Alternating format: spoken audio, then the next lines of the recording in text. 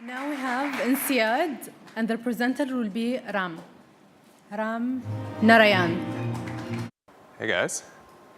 So the first thing I want to do here is I want to take a moment to thank the judges for being here and the conference for having us. The last couple days have been absolutely incredible. So humbled and blessed to be here and excited to share this with you guys. So I want everyone to take a moment here and to think about home. When I think about home, I think of a sense of belonging and a sense of ownership. These are exactly the things that are missing in Armenia today, and they represent the focus of our 10-year plan. We want to move Armenia into a future of co-ownership.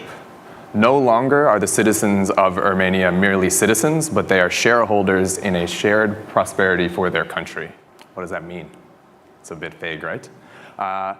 Imagine that I am a 25-year-old Armenian. I live in the north of the country. Ethnically, I am a Mokanist. I'm unemployed. My friends are ethnically Mokanist. They are also unemployed.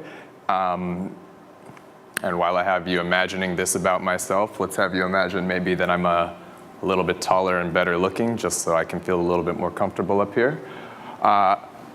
And I hear from the government that we're going to build a port in the south of our country. We're going to use some of the $100 billion we've been allocated to build a port in the south of the country. How do I get excited about that? How do I feel invested in that? There are 22 million people in this country. The port's going to go right there. How do we all feel that we're invested in this port? Co-ownership posits that if we take that port and we split it up into 22 million shares, one of those shares can be mine. And that share is effectively a direct claim on the economic prosperity generated by that port. Scale that up to an entire country and we're talking about co-ownership. Aligned incentives whereby everybody is pushing towards a same joint prosperity within our country. How do we get there? It sounds great, it's idealistic, but we need a means to get there. The first thing that's most important is to acknowledge the reality of our country right now. We are in shambles. We've come out of 20 years of civil war. We need immediate relief. I'm talking about food, water, shelter, health services. But from there, we're talking about a three-pronged plan. First, we want to establish dignity to repair the social fabric of our country. Second, trust to rebuild institutions and establish a reliable form of governance. And third, growth. One, we need something to co-own. We don't really have much right now. And we also need employment to give people a sense of purpose.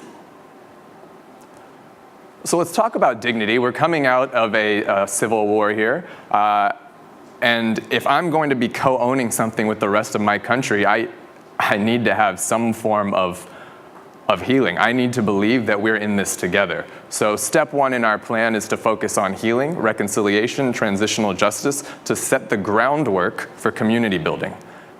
Community building in this context is meant to represent small economic units dispersed throughout the country that have a bit of autonomy in determining how they want to rebuild their communities. Second, we need to talk about trust. Right now, zoom out, take a look at the country. It's corrupt. The currency is out of control.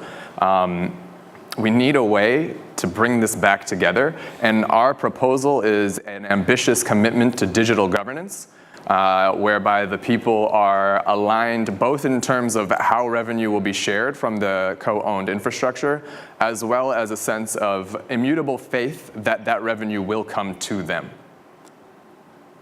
Finally, as we're talking about growth, we're talking about driving employment.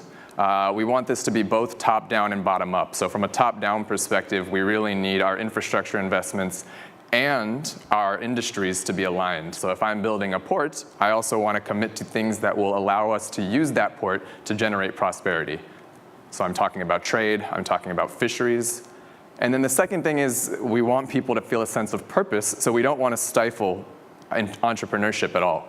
So the bottom-up approach is to leverage our digital economy to basically fund individuals directly through our pool of money when they have proposals for how to start small businesses. So I want to come back to co-ownership here.